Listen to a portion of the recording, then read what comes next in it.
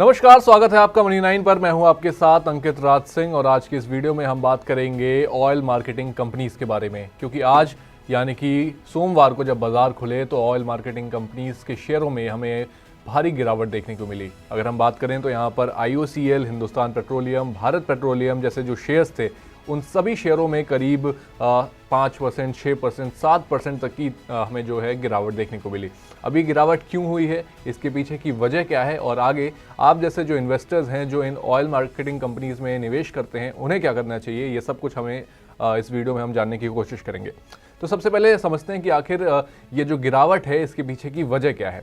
तो देखिए, इसके पीछे की जो सबसे बड़ी वजह हमें जो इस समय समझ में आ रही है वो है जो ऑयल मार्केटिंग कंपनीज हैं उनके लिए बजट में कुछ नहीं था। बजट में इन द सेंस कि बजट में उनके लिए जो अंडर रिकवरी थी, अंडर रिकवरी के लिए जो एलोकेशन होता है वो कहीं ना कहीं बढ़ता नहीं दिखा, वहाँ पर कमी ही देखने को मिली इस बजट में। अब अंडर रिकवरीज क्या होती हैं, तो इसको समझने के लिए आप इस तरीके से समझ सकते हैं कि जैसे जो अलग अलग ऑयल मार्केटिंग कंपनीज हैं जैसे कि इंडियन ऑयल है, भारत पेट्रोलियम है, तो ये जिस प्राइस पे, जिस कॉस्ट पे ये इंपोर्ट करते हैं तेल को और जिस प्राइस पे ये हमें रिटेलर्स को, यानी कि जिस प्राइस पॉइंट पे आप किसी भी पेट्रोल पंप से जाकर ये तेल खरीदते हैं उसके बीच में जो डिफरेंस होता है उसे अंडर रिकवरी कहते हैं। और जिसको सपोर्ट करने के लिए कहीं ना कहीं सरकार इनकी मदद करती थी, लेकिन उस मदद में जो एलोकेशन था वो इस बार के बजट में हमें कम होता हुआ दिखा, जिसकी वजह से अब इन सारे ही marketing companies, oil marketing companies के शेयरों में हमें गिरावट देखने को मिल रही है।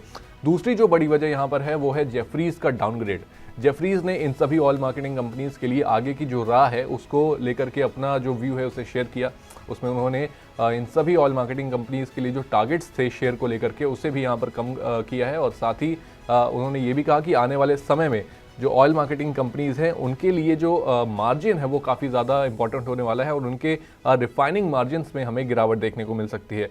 रिफाइनिंग मार्जिन्स में गिरावट के पीछे उन्होंने जो वजह दी वो कहा कि कहीं ना कहीं इलेक्शंस की वजह से बजट में जो एलोकेशन कम हुआ और साथ ही जो ओवरऑल जो इस समय पर सिनेरियो बना हुआ है, कंजम्पशन का स्लोडाउन जो इस समय हमें बाजार में देखने को मिल रहा है, तो ये सभी फैक्टर्स हमें यहाँ पर ऑयल मार्केटिंग कंपनीज के लिए प्ले होते हुए दिख सकते हैं।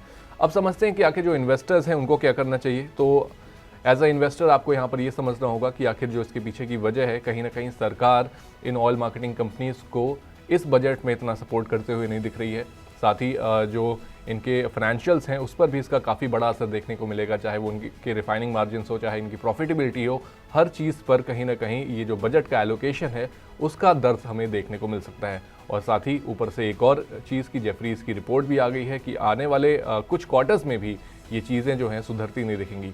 तो एज अ इन्वेस्टर आपको यहाँ पर ध्यान देना चाहिए और इन सभी ऑयल मार्केटिंग कंपनीज़ को लेकर के आपका क्या व्यू बन रहा है आप हमारे साथ कमेंट बॉक्स में शेयर करें। लेकिन हाँ, आपको यहाँ पर इन्वेस्टर रहना है या नहीं ये पूरा डिसीजन आपका है। आप अपने फाइनेंशियल एडवाइजर से सलाह लें, साथ ही अपने रिस्क एपेटाइट को समझें और तभी जा करके इन शेयर्स में अगर आप होल्ड करते हैं तो किसी भी तरह का आप एक्शन लें। साथ ही अगर आपको ये वीडियो पसंद आई है और ये अगर आपको इन्फॉर्मेशन पसंद आई तो इस वीडियो को लाइक, कमेंट और शेयर करना ना भूलें। और साथ ही बने रहें मनी 9 के साथ, हम आपके साथ आगे की और भी अपडेट्स शेयर करते रहेंगे। Thank you so much for watching.